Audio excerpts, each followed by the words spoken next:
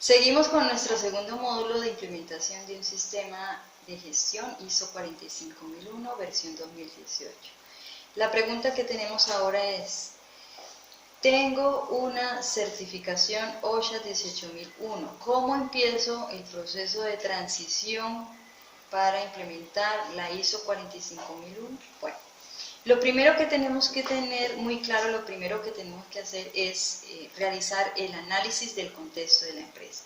Para eso podemos utilizar una herramienta como es conocida como el FODA o el DAFO para identificar las cuestiones internas y externas, es decir, identificar las fortalezas, las debilidades, las oportunidades o las amenazas que pueden perjudicar mi sistema de salud y seguridad, o objetivos que no puedo cumplir.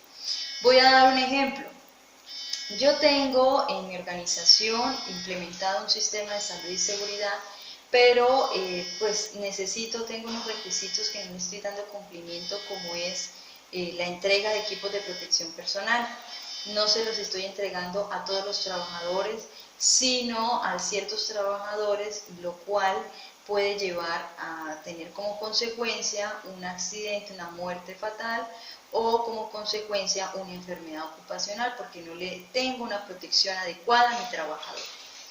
Esta viene a ser considerada como una debilidad, es una cuestión interna de la empresa, una debilidad que es un grave riesgo, un riesgo altísimo que conlleva a un no cumplimiento de requisitos en la parte legal y en un cumplimiento también de requisitos de la parte de la norma ISO 45001, ¿no? Porque tengo que tener todos los controles operativos sobre la entrega de equipos de protección personal. ¿Cuál es mi gestión del riesgo? Entonces tengo que saber que tengo que tener implementado, que tengo que cumplir, o por lo menos no puedo realizar ninguna actividad dentro de mi empresa si todos los trabajadores no cuentan con el equipo de protección personal.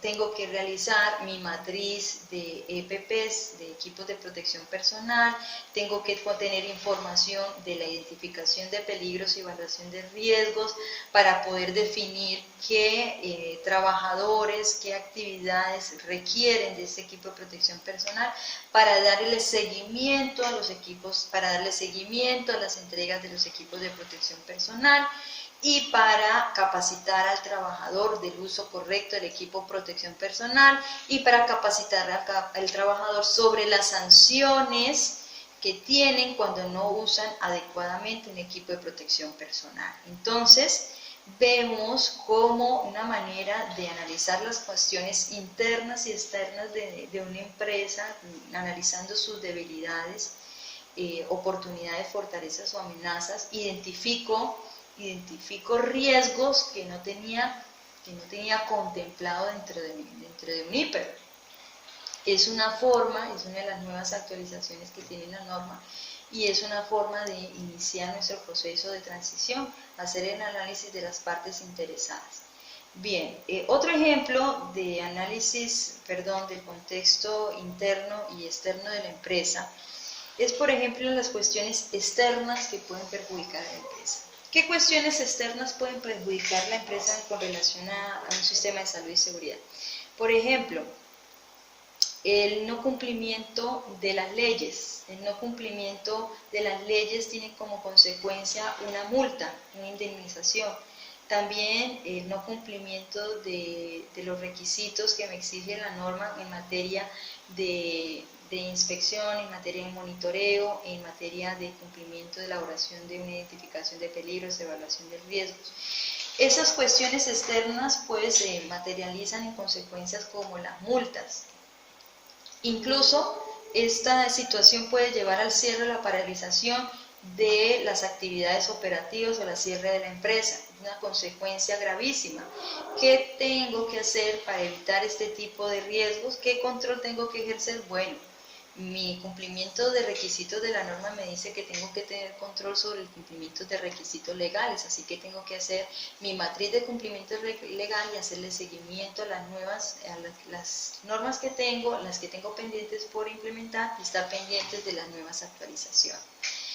Con relación al análisis de las partes interesadas, es tener muy claro quiénes son las partes interesadas, identificar sus necesidades, sus expectativas, conocer los cumplimientos de requisitos legales de estas partes interesadas, también de realizar un diagnóstico de los riesgos de estas partes interesadas y las oportunidades de mejora que puedo darle a estas partes interesadas. Una vez que tengo definido el análisis de las partes interesadas, los factores internos y externos, pues determino el alcance, hasta dónde va a ir mi sistema de salud y seguridad, hasta dónde voy a implementarlo, al producto, al servicio, a los procesos, lo defino claramente bajo un criterio. Y finalmente, pues utilizo información para hacer un procedimiento de cómo voy a gestionar el riesgo dentro de la empresa. Si tengo claro y definido cómo va a ser mi gestión del riesgo, puedo utilizar la metodología, por ejemplo, que se utiliza en la ISO 31000 versión 2018. Es una metodología para tener claro el procedimiento de la gestión del riesgo, en donde tengo que realizar una identificación, un análisis del riesgo, una valoración, un tratamiento, una comunicación y una participación con relación a la gestión del riesgo. Bien, es importante en la parte de cumplimiento de requisitos de evaluación y seguimiento tener muy claro la evaluación. ¿Es eficiente la implementación de mi sistema de gestión? Solamente voy a saber si es eficiente cuando demuestro que lo que he implementado tiene resultados.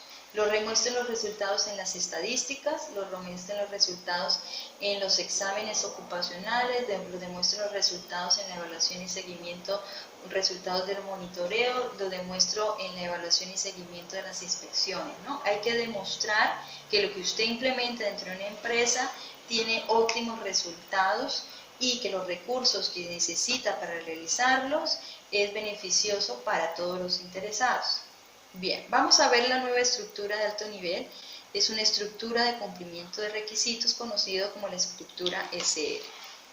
En esta estructura, pues manejamos la metodología planear, hacer, verificar, actuar. Aquí vemos en nuestra diapositiva la estructura de alto nivel conocida como estructura SL.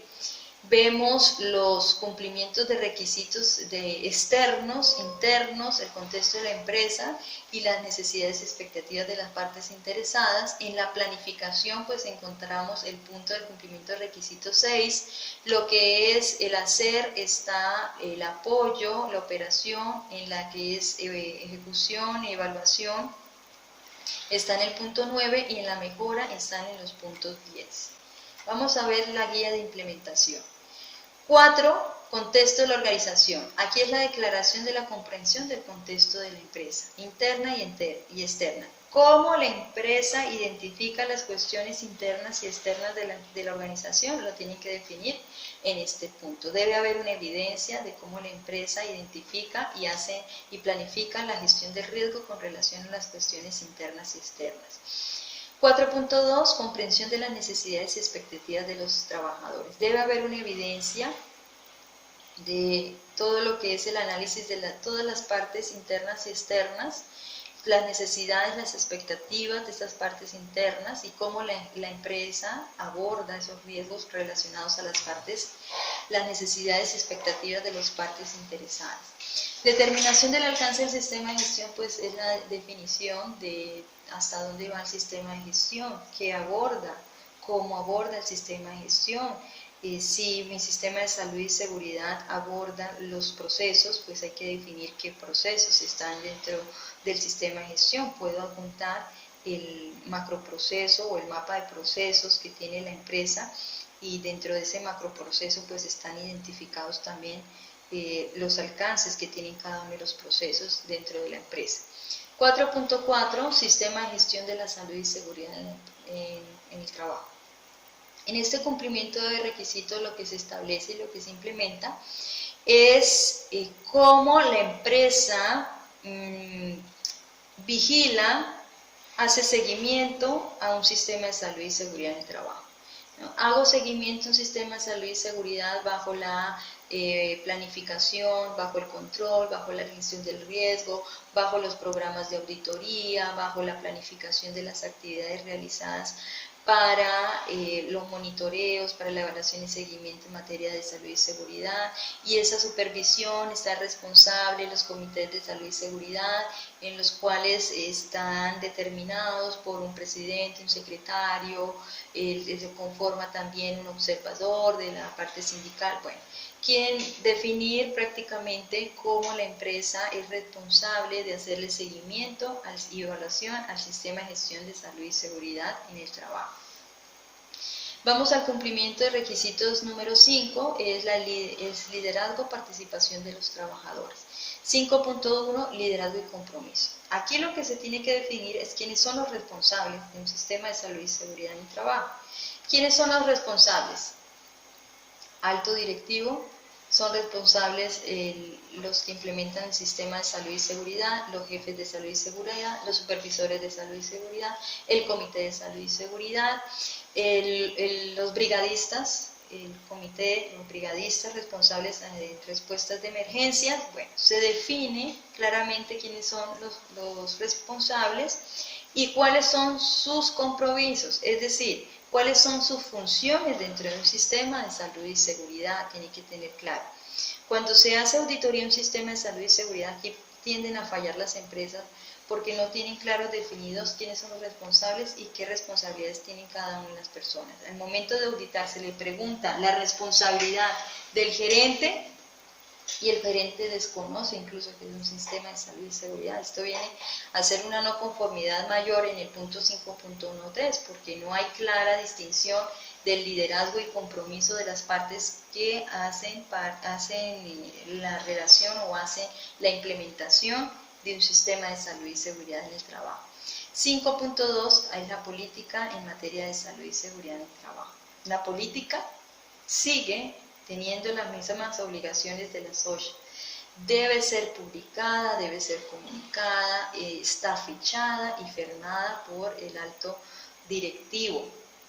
Esta política pues debe cumplir con ciertos requisitos que me dice la norma, ¿no? El compromiso de la empresa con relación a las medidas de prevención, de protección, de seguridad, de trabajo digno de los trabajadores, de los involucrados o de las partes interesadas, de la responsabilidad que tiene la empresa con relación al cumplimiento de requisitos legales y la mejora continua. La política debe tener ciertos conceptos importantes que me dice el cumplimiento de requisitos, como es la protección, el cumplimiento de requisitos legales, la participación de los trabajadores y la mejora del sistema de salud y seguridad en el trabajo. 5.3 me habla de los roles, responsabilidades, rendición de cuentas y autoridades de la organización. ¿Esto qué quiere decir? Bueno, esto quiere decir que la empresa debe, ya tiene muy claro quiénes hacen parte del liderazgo y del compromiso y de sus responsabilidades. Y por ende, pues estos responsables, algunos tienen algún tema de rendición de cuentas. Por ejemplo, el jefe de salud y seguridad en el trabajo. ¿Cuál es su responsabilidad? ¿Cuál es su función? Dar seguimiento y evaluación a los accidentes laborales. ¿Cuál es la rendición de cuentas por parte del jefe de salud y seguridad? Pues su rendición de cuentas es la estadística de accidentes en el trabajo, de incidentes en trabajo y del médico ocupacional de las enfermedades ocupacionales. Entonces, su rendición de cuentas va relacionada con la gestión y sus funciones que realiza. Cada responsable que se establece en el 5.1 debería tener una rendición de cuentas. Entonces, en este punto se establece cuáles son las rendiciones de cuentas y la rendición de cuentas o contempla todo lo que es los programas que cada uno es responsable. La rendición de cuentas quiere decir qué hizo para poder gestionar el riesgo o para poder disminuir las enfermedades o los accidentes laborales a través de objetivos, ¿no? ¿Dónde se establecieron los objetivos? Los objetivos se establecen en la siguiente parte, que es la planificación. Entonces, La rendición de cuentas tiene que los responsables de un sistema de salud y seguridad demostrar que lo que implementó, que ejecutó, lo que mejoró, está basado en una planificación, está basado en un seguimiento, está basado en una auditoría y los resultados. Si el año pasado tuvo unos incidentes, este año cómo demuestra a través de lo que ha planificado la reducción de esos incidentes. Por esta parte es fundamental, porque es demostrar cómo ustedes a través de esta planificación, ustedes demuestran que son eficientes en un sistema de salud y seguridad. Es una parte muy importante y interesante para manejar el tema de resultados de un sistema de salud y seguridad. 5.4 me habla de la consulta y participación de los trabajadores. Se debe demostrar que los trabajadores participan en la implementación de un sistema de salud y seguridad. ¿Cómo define la empresa la participación de los trabajadores? Pues ahí debe existir un plan, ¿no? Un plan de participación. Participan los trabajadores en materia de investigación de accidentes. ¿Quiénes participan? El Comité de Salud y Seguridad. ¿Qué hace el Comité de Salud y Seguridad? Participa en la investigación y presenta un informe. Este informe se comunica, una vez que se presenta, se comunica al alto directivo para que el alto directivo tome en cuenta las decisiones o las recomendaciones del Comité de Salud y Seguridad en el Trabajo. Así se demuestra participación de los trabajadores en un sistema de salud y seguridad. Voy a evidenciar documentos, voy a evidenciar análisis de causas, voy a evidenciar informes para demostrar que participamos en un sistema de salud y seguridad. Otra forma de mostrar participación de los trabajadores es, por ejemplo, cuando el trabajador reporta condiciones inseguras. Bueno, resulta que hay un trabajador que realiza actividades donde hay una exposición a radiaciones y una exposición de 8 horas, menos de 8 horas a radiaciones solares, y esto tiene como consecuencia una enfermedad que es el cáncer ocupacional. ¿Cómo a través de una herramienta de comunicación el trabajador puede informar a la empresa sobre esta condición insegura que va a llevar a una enfermedad ocupacional? Entonces se establece en estos riesgos o en este punto, en esta actividad, una forma donde el trabajador pueda comunicar al responsable y el responsable toma las medidas o acciones correctivas, porque hay una posibilidad de exposición, existe la probabilidad diaria de este trabajador exposición de radiaciones solares y por ende una consecuencia gravísima que es una enfermedad ocupacional. El trabajador está reportando la condición insegura. Hay un instrumento, hay un documento donde evidencio la participación del trabajador. Entonces, los encargados del sistema de salud y seguridad realizan las acciones inmediatas para establecer una medida de control. La pregunta sería, ¿estaba identificado ese peligro, que es un peligro físico, y estaba identificado en su área de trabajo, en sus actividades? En el IPER estaba identificado, entonces verifico la documentación, porque si no está identificado, que probablemente sea así, quiere decir que no tengo controles. ¿Y cuál sería mi control para proteger al trabajador?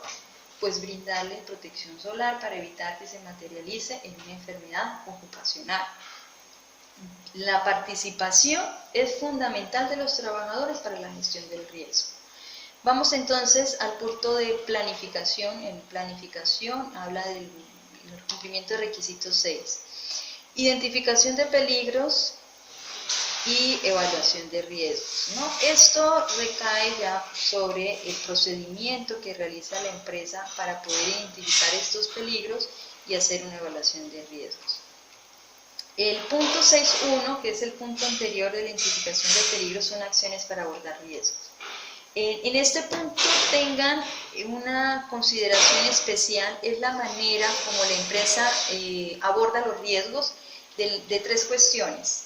De la cuestión de la comprensión de la organización y su contexto, es decir, de las cuestiones internas y externas, y de las necesidades y expectativas de las partes interesadas, y también del cumplimiento de requisitos legales. Esta parte es fundamental para conocer los riesgos de los ítems que le estoy diciendo y para evidenciar cómo la empresa gestiona esos riesgos y qué oportunidades evidencia para poder hacer los planes de acción, que es la parte de 6.1.3, perdón, 6.1.4, la planificación de acciones.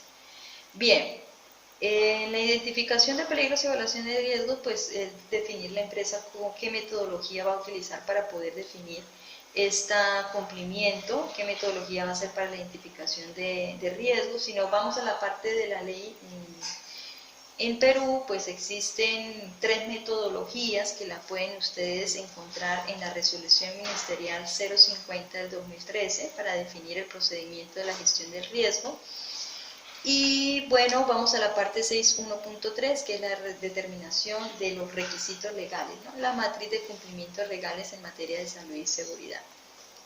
6.1.4 es la planificación de acciones. Bien, la planificación de acciones, ¿qué son? Pueden ser acá lo que es los planes anuales de salud y seguridad, los programas en materia de salud y seguridad, los programas de salud, los programas de vigilancia de salud, los programas de prevención, los programas de inspecciones, los programas de auditorías y algún otro programa, el programa de capacitaciones y algún otro programa que necesite para poder hacer todo lo que se planifica dentro de un sistema de salud y seguridad en el trabajo. Estos planes de acciones pues obviamente requieren de un seguimiento, de unos objetivos, ¿para qué? Para llegar al anterior punto, que es la rendición de cuentas, ¿no? Cuando yo planifico acciones, necesito objetivos, indicadores de seguimiento para demostrar que lo que he planificado lo he ejecutado. Por ejemplo, tengo mi programa de inspecciones. Mi programa de inspecciones es durante todo el año. Tengo inspecciones de acuerdo a los puntos críticos de mi empresa. Mis puntos críticos en mi empresa dependen de las áreas de trabajo, de mi mapa de riesgos. Yo tengo identificados en un mapa de riesgos puntos críticos. Estos puntos críticos necesitan inspección. Inspección al equipo, inspección a la herramienta, inspecciones de orden y limpieza, ¿cierto? Entonces requiero de un programa de inspecciones y este programa de inspecciones puede ser diario, puede ser mensual, puede ser trimestral, dependiendo de la necesidad o el punto crítico que he identificado como medida de control para evitar accidentes o enfermedades ocupacionales. ¿Cuál es mi objetivo? Pues yo tengo que tener mi programa de inspecciones y un cumplimiento al 100% al finalizar el año. Entonces puedo definir un objetivo como total de inspecciones ejecutadas sobre el indicador total de inspecciones planificadas. Ahí voy a hacer el seguimiento de mi planificación con relación a las inspecciones en materia de salud y seguridad.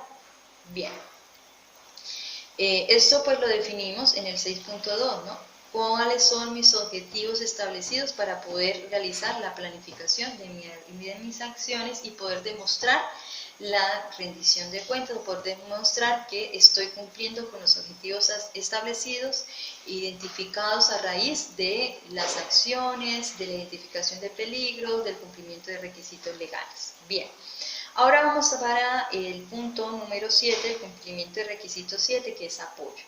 Apoyo pues se requiere de dar cumplimiento a los requisitos relacionados con los recursos. Recursos quiere decir que la empresa debe establecer un presupuesto para la ejecución de un sistema de salud y seguridad. ¿Qué recursos físicos, financieros, tecnológicos o de personas necesito para poder llevar a cabo la planificación de todas las actividades que contempla mi sistema de salud y seguridad? Competencia 7.2. Voy a implementar una competencia, es decir, quiénes son los responsables del sistema de gestión y quienes prácticamente son los que van a llevar a cabo el seguimiento, la evaluación, la participación. ¿Qué competencia necesito que tenga el jefe de salud y seguridad? Necesito la competencia, necesito los estudios, necesita habilidades para poder llevar un sistema de salud y seguridad. Así, definir prácticamente las competencias que necesitan los responsables de la implementación o los que hacen parte de la implementación. Toma de conciencia, 7.3 me habla de esa toma de conciencia que va dirigida a las partes interesadas. Una de las partes interesadas que necesito que tome conciencia, ¿quién es? El trabajador. ¿Cómo hago que tome el trabajador? ¿Qué necesito que tome conciencia? El trabajador necesito que tome conciencia de qué? De conocimiento de la política de salud y seguridad, de conocimiento de qué es un peligro, qué es un riesgo, de conocimiento de las medidas preventivas de acuerdo a sus actividades, de sus peligros, sus riesgos y todo lo que tiene que ver con los procedimientos, ¿no? Es una relación de la toma de conciencia. ¿Cómo la voy a hacer? ¿Dónde la voy a hacer? ¿Quién la necesita? Se debe definir dentro de ese punto. 7.4 es la comunicación. La comunicación la puedo definir cuando defino las partes y necesidades y expectativas. Es decir, puedo definir a todas las partes interesadas dentro de mi sistema de gestión qué tipo de comunicación tengo, cómo la voy a dirigir, quién la va a dirigir, cómo se va a controlar y cómo se va a demostrar que tengo comunicación con estas partes interesadas. 7.5, información documentada, hace referencia a cómo la empresa demuestra el control sobre los documentos. Documentos como planes, formatos, programas informativos, instructivos, procedimientos, reglamentos de salud y seguridad en el trabajo, todos los documentos que están integrados dentro de un sistema de salud y seguridad, cómo están controlados, cómo están identificados, cuál es su trazabilidad, es decir, su identificación, quién es el responsable de la gestión de cambios de esos documentos, quién aprueba esos documentos, cómo se van a llevar y qué seguridad, qué protección van a tener esos documentos, porque no puedo permitir que esos documentos se pierdan o qué tipo de seguridad voy a hacer para proteger, para controlar estos documentos. Bien, vamos al punto de operación 8, que es la planificación y control operacional, es decir, aquí la empresa define cuáles son los controles operacionales y la jerarquía de controles que va a tener, ¿no? Puede ser controles, por ejemplo, un control puede ser una inspección. Un control es la evaluación a mis proveedores para ver con qué materiales trabaja y la evaluación a mis proveedores con relación a las compras. Un control operacional puede ser en las compras, ¿no? Necesito tener compras óptimas del equipo de protección personal y que ese proveedor me asegure a mí que cuenta con los estándares de seguridad con relación a ese equipo de protección personal. Y definir también los controles operativos con relación a la identificación de peligros y evaluación de riesgos, ¿no? Controles como la eliminación, la sustitución, el control de ingeniería, el control administrativo, la entrega de IPP, son algunos controles que se definen al momento de identificar peligros y evaluar riesgos. Bien, la parte 8.1.2, que es eliminar peligros y reducir riesgos, es la presentación de cómo la empresa define los controles para poder eliminar, para poder prevenir los accidentes o enfermedades ocupacionales. 8.1.3 me habla de la gestión de cambios. Aquí lo que tengo que definir es quiénes son los responsables de los cambios. ¿Hay futuros riesgos en la empresa? Sí, por eso se habla de la gestión del cambio acá. Si yo tengo nueva tecnología en la compra de equipos, si tengo nueva tecnología, aquí se puede presentar un riesgo, porque si ese trabajador no tiene conocimiento y manipula un equipo sin tener el conocimiento, la capacitación necesaria para poder llevar a cabo el trabajo con relación a la utilización de ese equipo, pues me puede llevar a un accidente mortal. Entonces, cada vez que se modifique, llegue nueva tecnología, se cambie la herramienta, se cambie el equipo, o se modifiquen las condiciones, o se cambia el trabajador a otra área de trabajo que no tiene identificados los peligros y riesgos, pues se necesita de un control de cambio. ¿Qué se va a identificar? ¿Qué cambios se van a hacer? ¿Cuándo se van a hacer? ¿Quién es el responsable de comunicar, informar o capacitar? ¿Y quién va a hacer? Pues obviamente la comunicación ¿A quién va dirigida ese cambio? Cuando yo modifico el IPER, resultado de una investigación de accidentes, aquí se genera un cambio.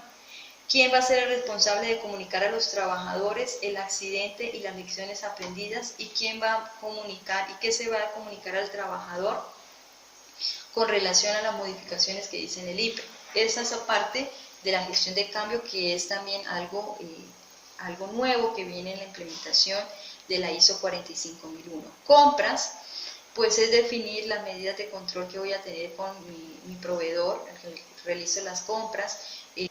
Bien, el punto de operación, que es el 8, es un punto fundamental porque es donde se demuestra cómo la empresa genera, controla, modifica, cambia y se prepara ante posibles también amenazas con relación a la respuesta ante emergencias. Este punto es fundamental porque es la manera como la empresa demuestra el control operacional, como demuestra el control en los cambios que se realicen y como la empresa demuestra la vigilancia a los contratistas o la vigilancia a los proveedores. Bien, estábamos hablando con el tema de la contratación externa y los contratistas. ¿Tenemos que tener control sobre ellos? Sí, es importantísimo el control porque también sí es nuestra responsabilidad, tanto las personas que realizan trabajos en nuestra empresa, que no hacen parte de la planilla de la empresa, pero sí hace parte del proceso de una operación para poder llevar a cabo un trabajo. Entonces, el control que yo ejerzo sobre ellos es definir el tipo de control, ¿no? Si realizan actividades dentro de mi empresa, tengo que tener muy claros sus peligros y riesgos asociados a su cargo, de ese proveedor. Tengo que tener claro si esa persona tiene la capacitación necesaria para poder realizar las actividades si son de alto riesgo. Tengo que tener información sobre sus exámenes, sus condiciones de salud, también tengo que tener información. Tengo que tener información si la empresa es responsable, si hace planificaciones de actividades preventivas, si los capacitan, si también cumple con lo que me dicen las leyes en materia de salud y seguridad en el trabajo. Y también recae la responsabilidad, o sea, los lineamientos que nosotros tenemos a estos terceros es el compromiso de la empresa titular que contrata hacia ellos con relación a la capacitación. Y estas capacitaciones tienen que ser muy claras en materia de los estándares de seguridad que yo le exijo a esa empresa que realiza mis actividades. ¿Qué estándares necesito que tenga conocimiento ese proveedor? Tiene que tener conocimiento sobre los peligros y riesgos que están en la empresa. Tiene que tener conocimientos sobre los planes y respuesta ante emergencias. Tiene que tener conocimiento sobre los procedimientos. Un proveedor no puede realizar una actividad en mi empresa si no tiene un permiso de trabajo seguro. Es decir, también tiene que tener conocimiento sobre los estándares de seguridad dentro de mi organización. Debería tener conocimiento o una cartilla informativa sobre esos cumplimientos o responsabilidades que tienen sus trabajadores dentro de las actividades a los cuales se les fue contratado. Es fundamental que ellos tengan esa información y que ustedes evidencien en esta parte de los contratistas o contratación externa cómo ustedes fomentan la seguridad de los proveedores y que les exigen a ellos. Si yo le voy a comprar a un proveedor, ¿no? Si voy a comprar determinado producto y ese producto ingresa a mi empresa y ese proveedor realiza una actividad como es demostrar que el producto sirve y que está en las condiciones seguras, ¿representa un peligro ese proveedor? ¿Para él representa un peligro? Sí, incluso en el momento de entrar, en el momento que entra el camión a mi empresa, ¿puede representar un peligro para él el ingreso? Sí, así que yo tengo que definir pues los peligros a los que pueden estar expuestos esos proveedores y también que él conozca esos peligros a los que pueden estar expuestos para evitar un accidente dentro de la empresa. Bien. 8.2 es la preparación de respuesta ante emergencias. Mire, esta parte es muy importante y la norma establece el cumplimiento de requisitos. Dice, bueno, la empresa tiene que demostrar una preparación y una identificación de amenazas. Tengo que identificar amenazas, por ejemplo, de tipo técnico. ¿Será que la empresa puede haber una amenaza como un incendio, como un derrame, como una fuga, como una explosión? Bueno, si existe ese tipo de amenazas, ¿quiénes deberían actuar? Pues yo tengo que tener claro un plan operativo, y ese plan operativo es mi plan de contingencias. Y mi plan de contingencias está relacionada a qué hacer antes y durante, después de que se materialice ese tipo de amenazas. Hay que tener una clara identificación de las amenazas de la empresa para poder definir un plan de contingencias. Otra amenaza puede ser, por ejemplo, la amenaza de tipo técnico. Por ejemplo, tenemos los atracos, los asaltos en las empresas. ¿Un asalto puede llevar a la muerte a un trabajador? Sí. ¿Tengo que tener una preparación? Sí. ¿Quiénes son los responsables? Por ejemplo, si hay una amenaza como un asalto en mi empresa, mis trabajadores tienen que tener conocimiento qué hacer en caso de un asalto, qué hacer, cómo activar la alarma, a quién recurrir, qué hacer. Todo lo que es incluso también la atención de primeros auxilios en caso de materialización de este tipo de amenazas. Otras amenazas, por ejemplo, tenemos las amenazas de tipo natural. Nos hemos visto afectados por fenómeno del niño costero y vemos que la inundación es una amenaza natural y que fue latente y que perjudicó a muchas empresas, y por ende las empresas no estaban preparadas para atender este tipo de amenazas y conllevó a una paralización de la empresa, conllevó a una contaminación de la empresa. Entonces tenemos que contemplar y modificar nuestra preparación de respuesta ante amenazas para definir claramente qué contingencias, cómo va a ser el plan de contingencias dentro de mi organización, es decir, la parte operativa, quiénes son los responsables de esa parte operativa. Y recuerden que dentro de esa preparación ante emergencias tenemos que tener muy claro también el plan de evacuación. El plan de evacuación pues se requiere de una preparación, se requiere de una simulación, se requiere de simulacros y se requiere de un seguimiento cuando ocurre y cuando estamos en el proceso de simulacros, ¿no? Es importante definir qué mejoras podemos hacer cuando hay una evacuación, definir el tiempo de la evacuación y tomar las medidas del caso para poder prevenir accidentes o muertes en caso de materialización de alguna de estas amenazas. Esto se define pues en el punto 8.2. Vamos a pasar al punto 9, que es evaluación del desempeño. Aquí lo que vamos a hacer es evaluar lo que hemos planificado, evaluar la gestión del apoyo y evaluar la parte operacional. ¿Qué instrumentos de evaluación puedo tener? Pueden ser instrumentos de evaluación a través de una auditoría. Entonces se requiere de un programa de auditoría para evaluar ¿qué? Todo mi sistema de salud y seguridad, para poder definir qué tan efectivo es mi sistema de salud y seguridad, o el grado de madurez, de cumplimiento de los requisitos de todo lo que me pide la ISO 45001.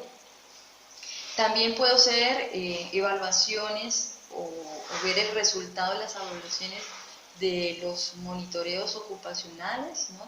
Necesito tener seguimiento y evaluación a esos monitoreos. Necesito tener evaluación a través de la estadística de los accidentes o enfermedades ocupacionales. Necesito también hacerle una evaluación de cumplimiento a los requisitos legales, porque yo tengo una matriz, pero tengo que hacerle una evaluación a esa matriz de cumplimiento de requisitos legales. Y una parte muy importante, que es la 9.3, es la revisión por la dirección. ¿Quién es el responsable? El alto directivo.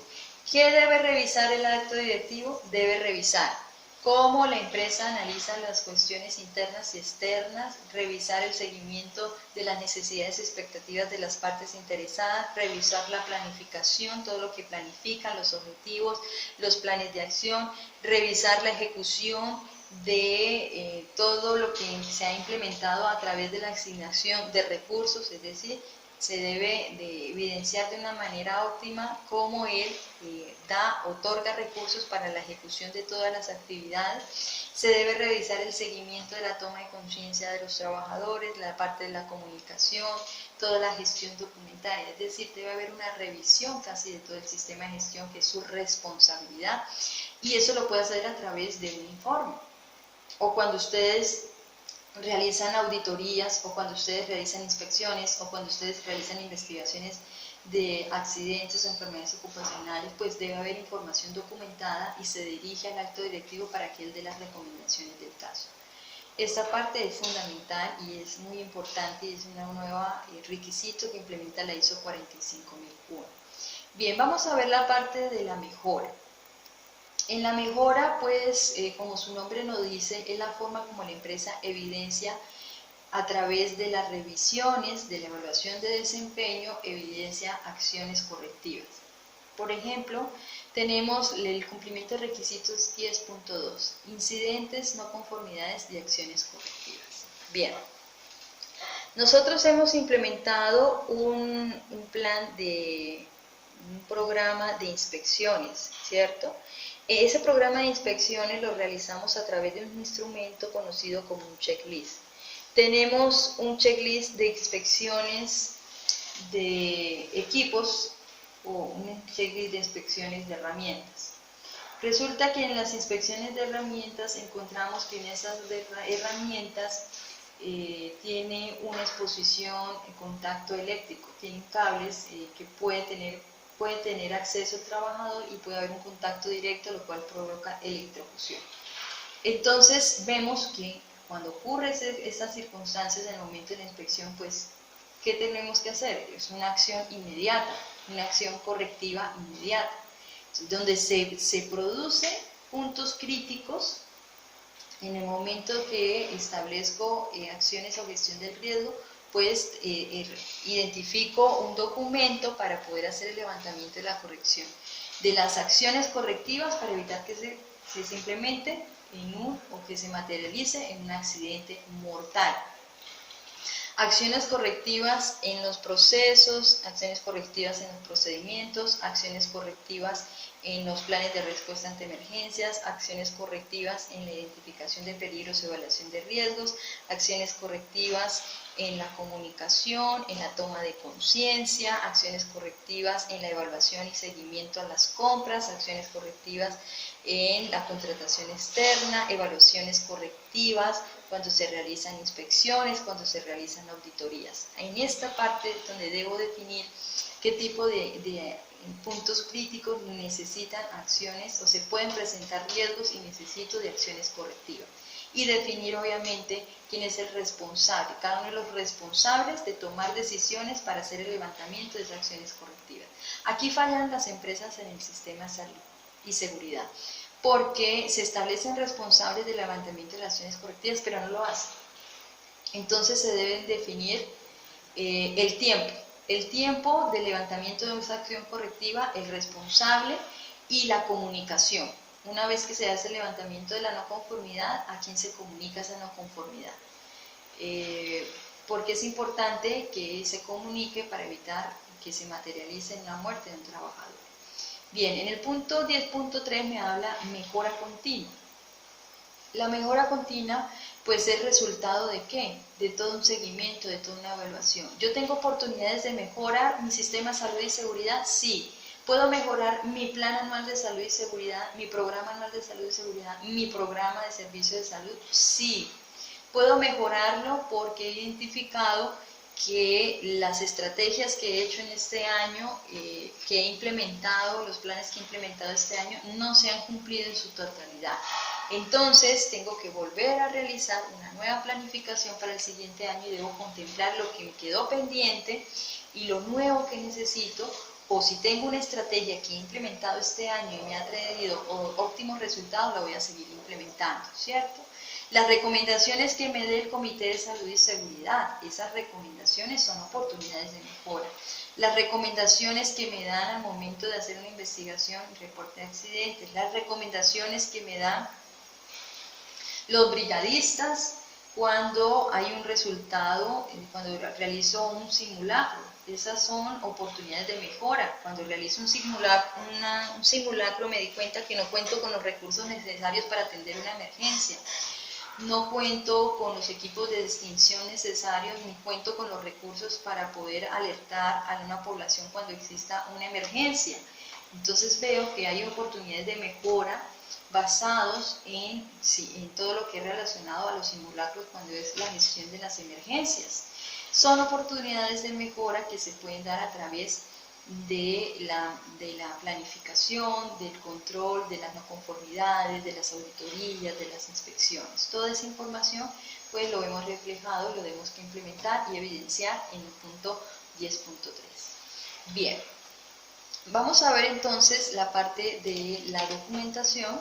¿Qué documentación es obligatoria según la norma ISO 45000?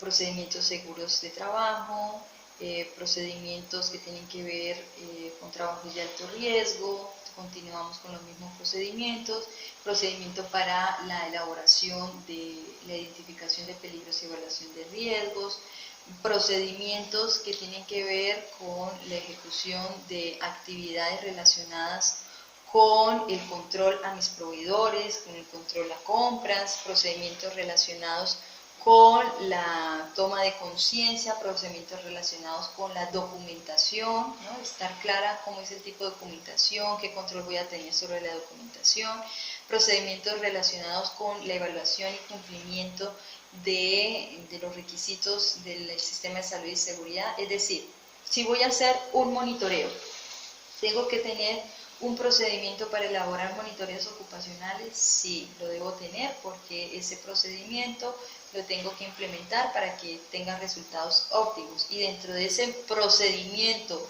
debo incluir la calibración de los equipos de mi proveedor. Sí, porque es un control que yo ejerzo sobre una empresa que contrato y sobre un control que ejerzo para que los resultados de un monitoreo ergonómico sea evaluado correctamente, o un monitoreo del ruido.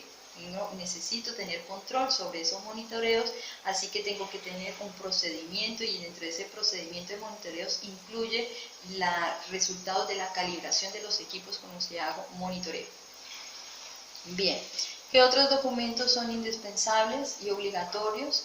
Hay que definir el alcance del sistema de gestión, la política de salud y seguridad, los roles y responsabilidades de las autoridades que hacen parte del sistema de gestión, los objetivos, la competencia que tienen los responsables del sistema de salud y seguridad, definir el tipo de comunicación que se va a hacer, la planificación y control operacional, definir los controles operacionales sobre los aspectos que implican acciones que pueden llevar a un accidente o una muerte del trabajador. Controles y documentación relacionada con la evaluación de cumplimiento, documentos relacionados y procedimientos para hacer auditorías a un sistema de salud y seguridad, evidencias de resultados de la mejora, y bueno, algún otro requisito que no sea obligatorio pero que se necesite para mejorar la eficiencia de un sistema de salud y seguridad. Vemos acá un instrumento que es base importante de la gestión del riesgo en un sistema de salud y seguridad, y es el IPER. Bien, aquí voy a hacer un paréntesis muy importante. Es en la nueva norma ISO 45001, define que es importante al momento de hacer la evaluación de estos riesgos el poder tener jerarquías de controles, no solamente controles de ingeniería, no solamente la eliminación, la sustitución o la entrega de PP, sino también tener definidos controles en la fuente, o sea, controles donde están identificados los peligros y riesgos, en el medio, o sea, en el ambiente donde se realiza la actividad, y los controles en las personas, ¿no? Los controles en las personas, que pueden ser las capacitaciones, la entrega de equipos de protección personal. Es unos parámetros que se han adicionado cuando se identifica y se evalúan los riesgos. Y también es importante que en su matriz de riesgos también identifiquen los peligros y riesgos propios a terceros. La metodología de evaluación pues depende al procedimiento que haya establecido la empresa, ¿no? Puede ser una evaluación de probabilidad por severidad, se hace la jerarquía de control y luego se procede a tomar todas las medidas consideradas de acuerdo a la identificación de peligros y riesgos establecidos por actividad. Bien, entonces vemos aquí el registro de la matriz de evaluación de riesgos, más conocida.